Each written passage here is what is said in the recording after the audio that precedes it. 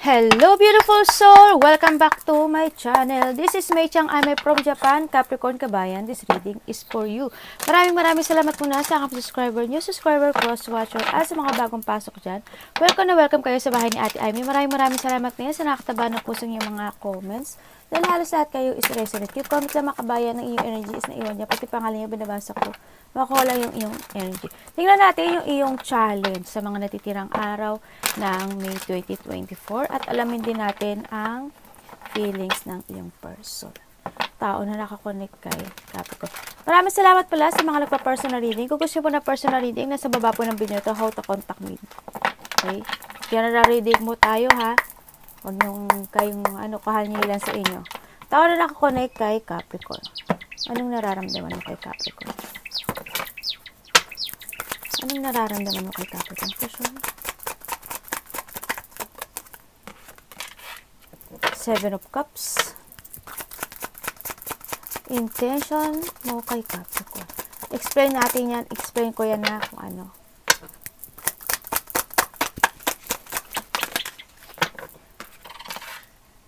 The Devil. Oh.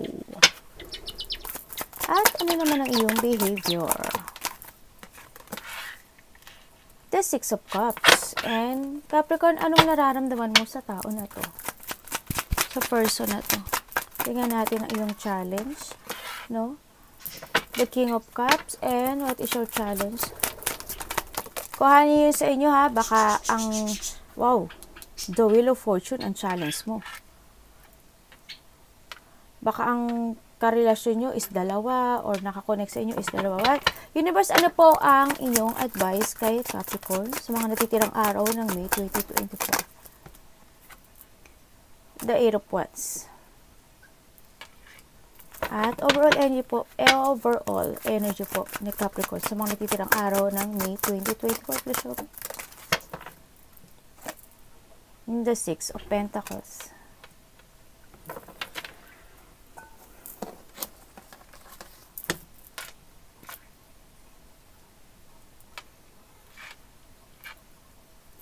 Tingnan natin bakit 7 of Cups ang kanyang nararamdaman. Tao na nakakonect kay Capricorn. Bakit 7 of Cups ang nararamdaman mo kay Capricorn? Bakit 7 of Cups? Bakit 7 of Cups? Ay, the Hangman in reverse. And the 3 of the World. Okay, dito siya sa part na naguguluhan siya. No, nararamdaman niya sa'yo, hindi niya alam kung maghihintay pa ba siya, no, or bibitaw na siya. Gusto ko na, parang gano'n na nakita ko sa kanya, no.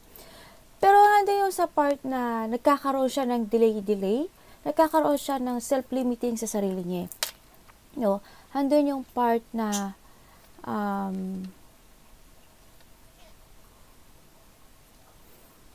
gusto niya uli ng collaboration o gusto niya uli ng para magkausap kayo, gano'n, something.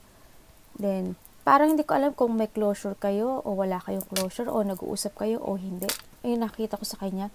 Hando sa, dinidaydream ka niya, ini-illusion ka niya,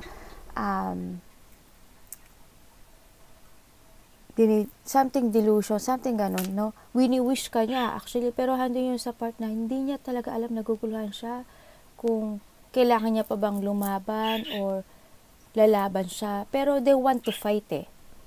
Naguhintay siya, pero they want to fight yung nararamdaman niya or they still want to fight dito sa nararamdaman niya. Nagkakaroon siya ng self-limiting, maaring, ano tawag ito? Kung kayo is mag-asawa or hindi kayo nag-uusap, gaano, hindi nagkakaroon siya ng bihira lang kayo mag-uusap.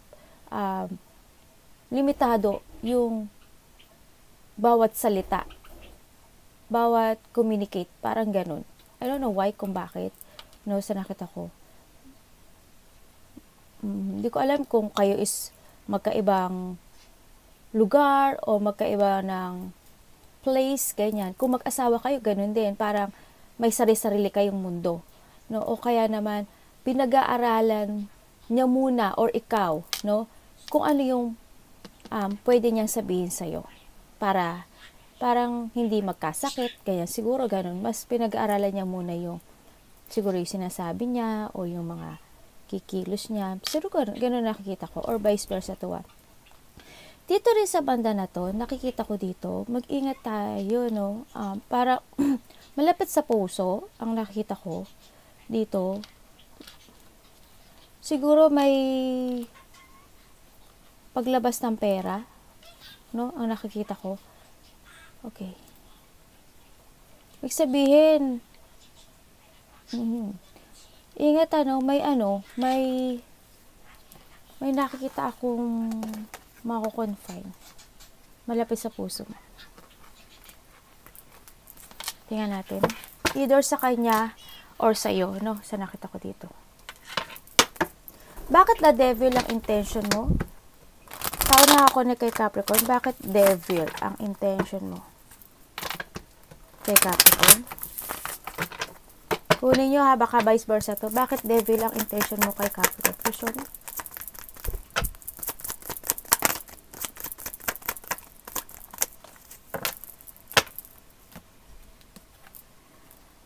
Okay. Anak, ano po ba yan? Hindi na makita ni Mami. Hello, Capricorn.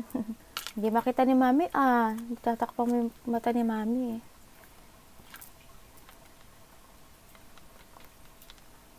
The Wheel of Fortune. Okay. So, dito, intention niya sa'yo is, andun yung, obsessed siya sa'yo. Actually, nakikita niya rin na parang either siya or ikaw, very hardworking, no? Sa nakita ko dito. Handito rin yung, hindi ko alam, pero,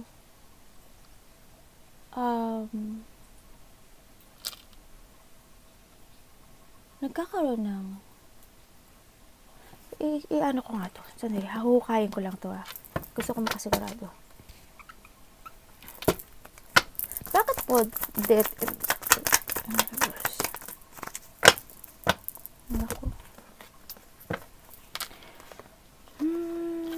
bakit po?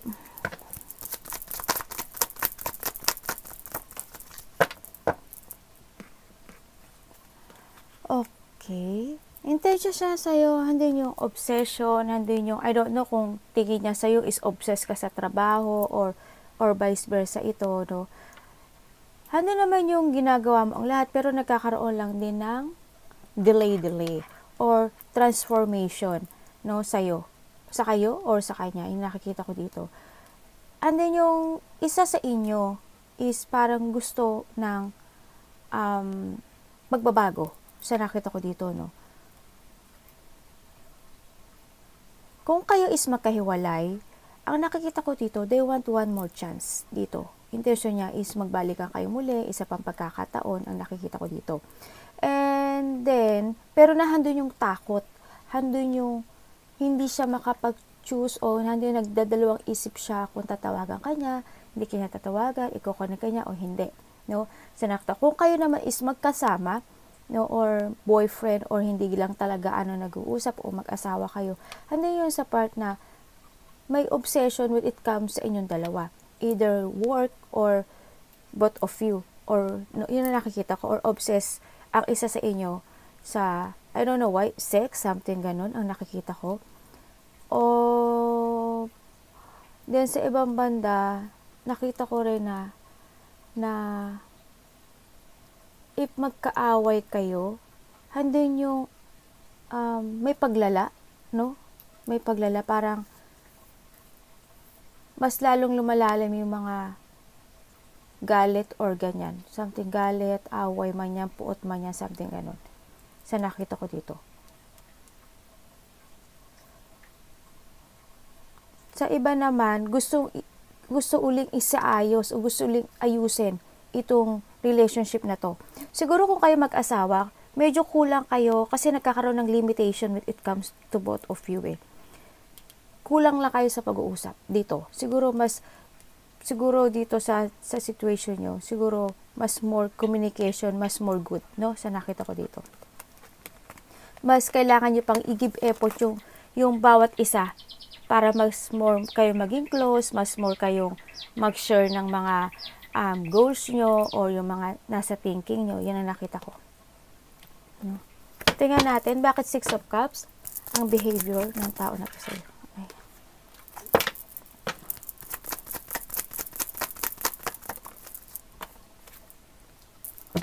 Ano po yan?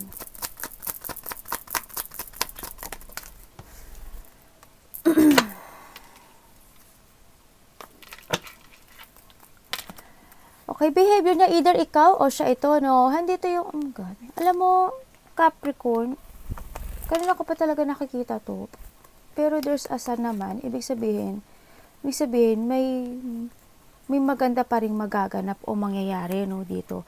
Kasi hindi ko alam kung sa'yo o sa part ng person mo, talagang may mako-confine or paralyze. Ang nakikita ko dito, handun yung mag-iisip, tsaka magkakaroon ng pag-worried when it comes to a family. Ang nakikita ko, ha. Oo. Tapos, pagkakaroon ng mga problema, ganyan nakikita ko. Ay, ano ba yung nahulog? Pasensya na, tawang ganun ano ko. May nagangat-ngat ng anak ko. Ayan, magkakaroon kayo ng problema when it comes to a family. Ayan, nakita ko. Malapit siya sa puso mo. Maaring ikaw o sa person mo, no, dito. Malalapit sa puso. Handun yung iba naman dito, sa nakikita ko, namimiss mo or siya, namimiss ka, no? Naaalala niya yung mga situation nyo na masasaya, tsaka naalala niya rin yung mga nangyari in the past na mga hindi maganda at magandang nangyari dito, no? Kumbaga, naalala mo or siya o vice versa yung mga maling decisions in life. Ganun, yung mga maling hakbang, yung nagkaroon ng mga hindi kasiyahan na situation sa buhay nyo, mga problema, yung mga revelation na nangyari o yung mga hindi inasahan na changes when it comes sa inyong relationship. No, sa nakita ko dito. Siguro, naalala niya lang, and then, nare-reminiscing niya lang or ikaw ito, no, sa nakikita ko dito. Iniisip niya rin palagi na kumbaga, hindi yung part na anong nangyari, bakit nangyari, ganyan. Pero nakita ko naman na iniisip din, kung kayo is magkahiwalay, umaasa pa rin itong tao na to, na muling babalik yung sigla, no, sa nakita ko dito. Iniisip niya na muling, sana bumalik uli yung buling sigla, bumalik uli yung kasiyahan, bumalik uli yung dating magandang pagtitinginan, no, when it comes sa'yo o kaya sa pamilya mo. Yan na nakikita ko dito. Or vice versa. Ganun din, na handito rin yung nakikita ko sa ibang banda, no? Kasi sabihin ko na sa inyo yung ibang banda, ganun din na parang may mga malalapit nga sa puso na sana, pag-iisip na sana maging okay ang lahat. Sana bumalik yung sigla, maging maganda ang resulta. Yun ang nakita ko.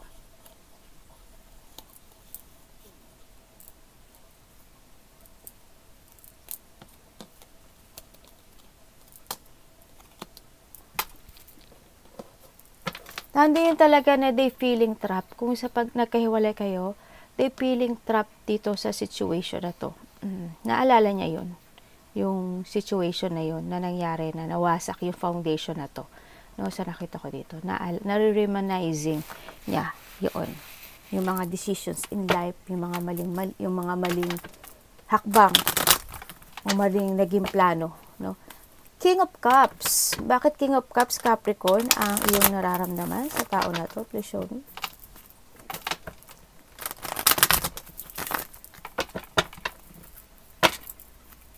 Bakit King of Cups?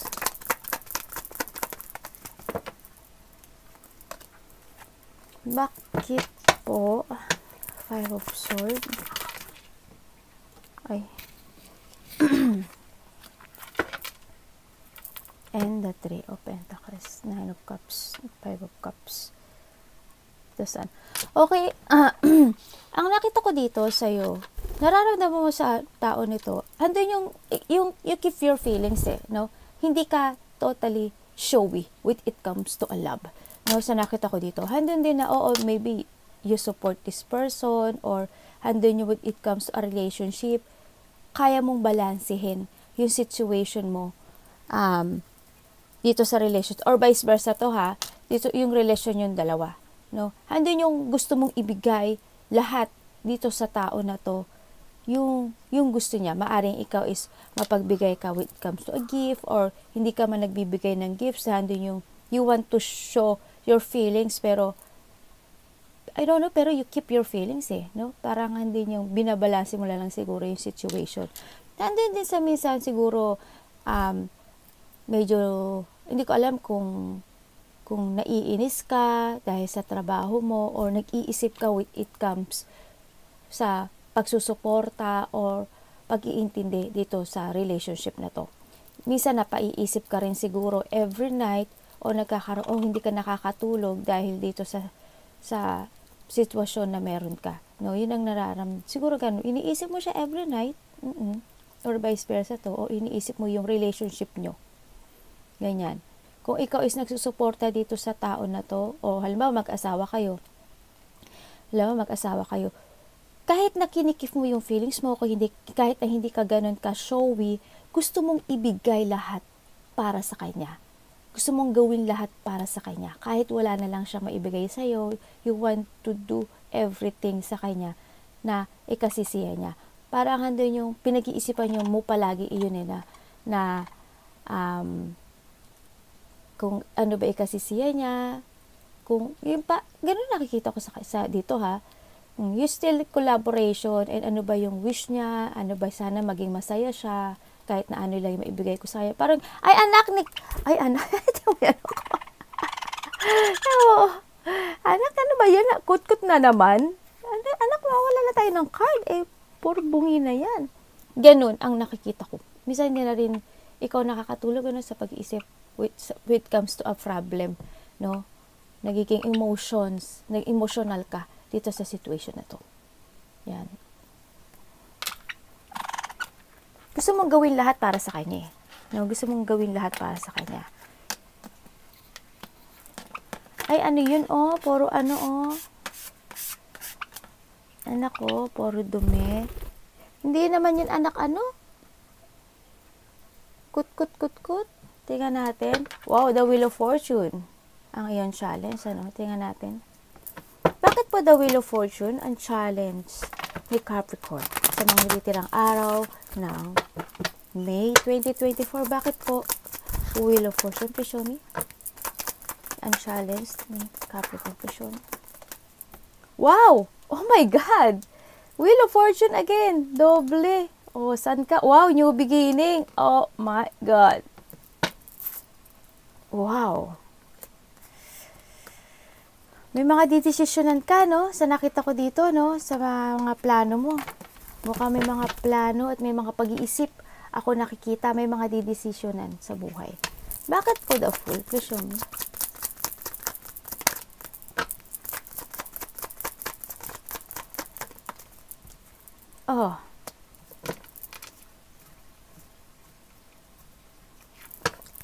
Bakit po? Okay. Oh my God. Ang challenge mo, bubulol ako, sa mga natitirang araw ng may mga mangyayari na hindi mo aasahan na biglaan.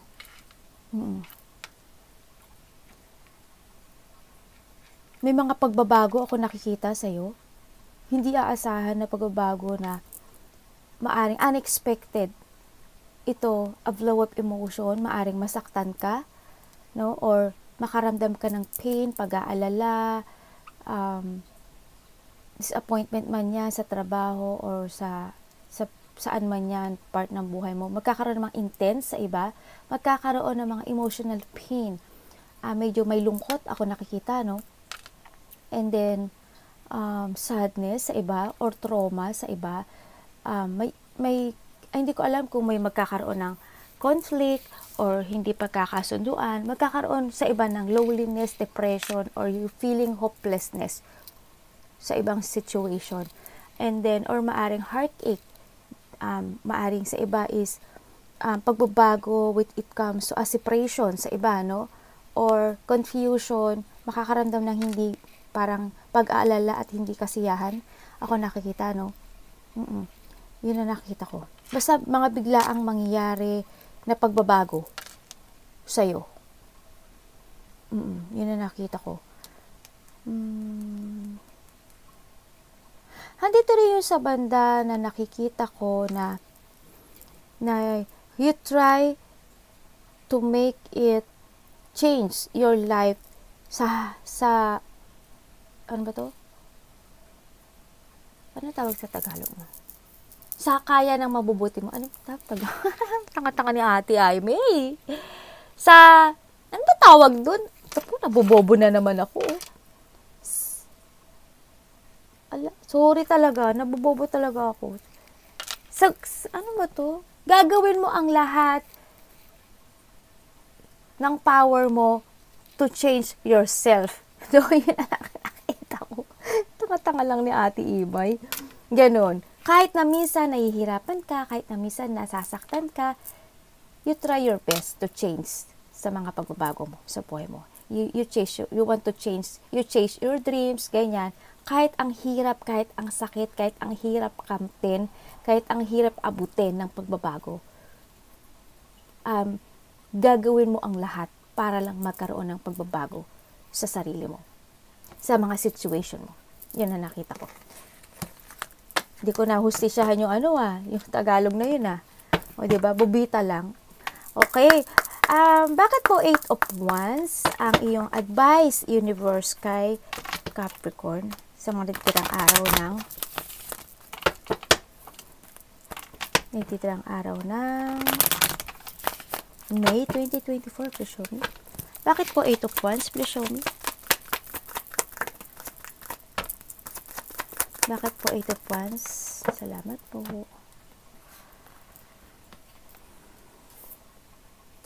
Okay.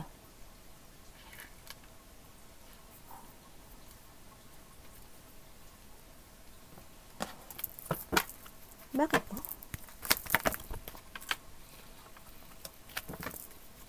Bakit po? Wala, saan na yun? 7 of Wands.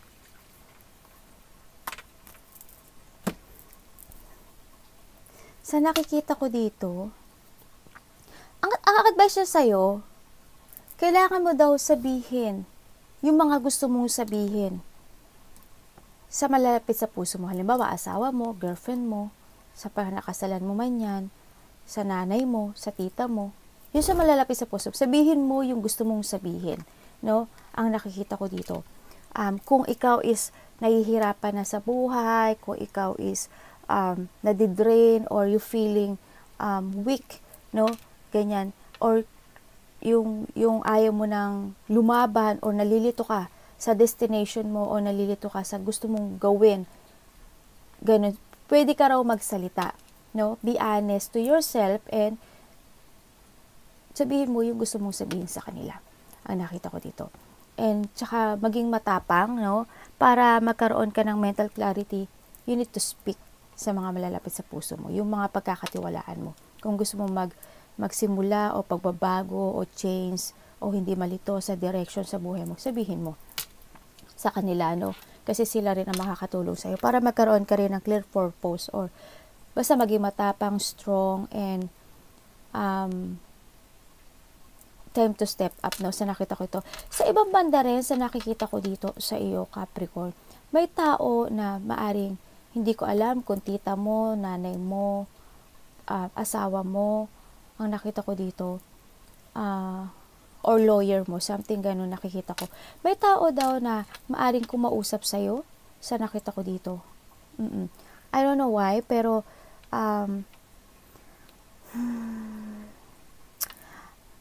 a little bit of drain or burnout. Maaring problema. May sasabihin ata siyang something problem. Ganun nakita ko. Sa iba, ganun nakita ko. Sa iba, ganun lang. Sinabi ko lang yung nakita kong iba para ano rin kayo.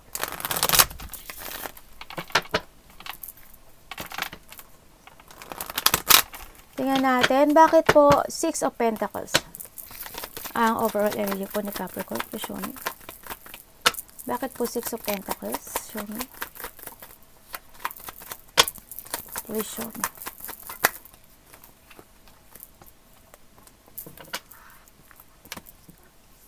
Overall energy mo is talagang handoon sa part na, okay, pag-iisip, no? Nag-iisip ka, and then, handun yung you're waiting for something result. No, naghihintay ka ng tamang direction, naghihintay ka ng pagbabago dito, naghihintay ka ng movement, nakikita ko dito. May tao rin ako nakikita na maring malapit sa puso mo, na maaring they need ng healing, no, sa nakikita ko to. Kailangan niyang magpahinga, kailangan niyang mag-relax, or something healing ako nakikita. Hindi rin yung part na nakikita ko na 7, 6,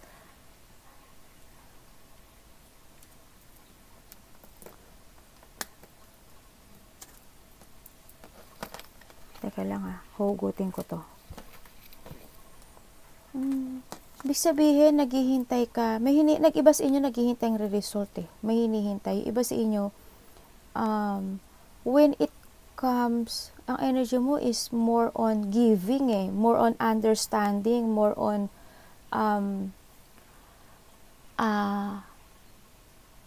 harmony ang nakikita ko dito, no?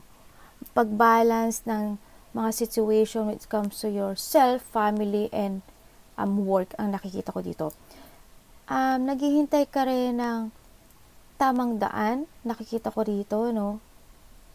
Naghihintay ka ng mga sign, ng mga offer, na mga bago, ganyan na nakita ko sa iba, or ng resulta, no? Kung anong resulta may hinihintay mo. Baka naghihintay ka ng resulta when it comes to a travel, no? O gano'n, nakita ko dito. O kaya naghihintay ka ng sign kung kailangan mo nang mag-move, o saan yung movement mo, o saan yung direction mo. Kasi you want a new beginning sa buhay mo. Yung iba dito, gano'n nakikita ko. And then, sa nakita ko rin, maari din na ang dami mo rin kasing tanong. Nakikita ko rin dito na may maglalabas ng pera. I don't know why, kung ano yun, pero may maglalabas po ng pera. Hindi ko alam kung may charity ka or may tutulungan ka na tao. Sa nakita ko, tingnan ko nga. Pwede ko bang malaman?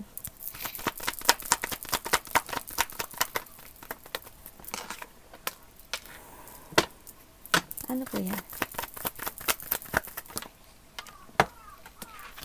Ganun din.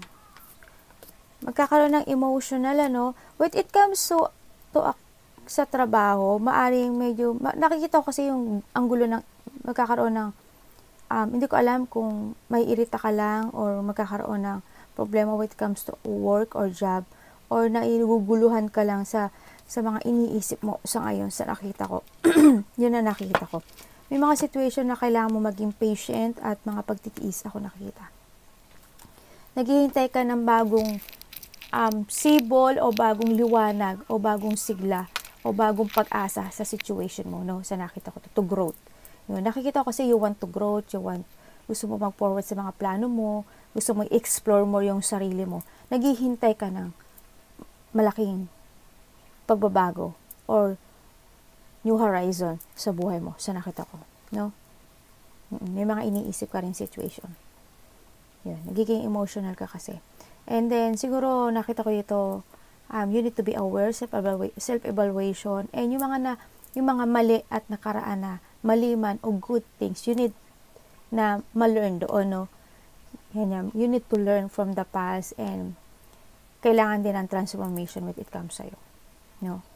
Kung yung mga pangat na nangyari sa past, you let go. You need to let go. It's done na rin naman kasi. Kailangan din ng mga life-changing when it comes to decisions to make a new beginning and para magkaroon ng transition in life, no? And kailangan dito ng movement. Yan. Arigatou namasay. God bless.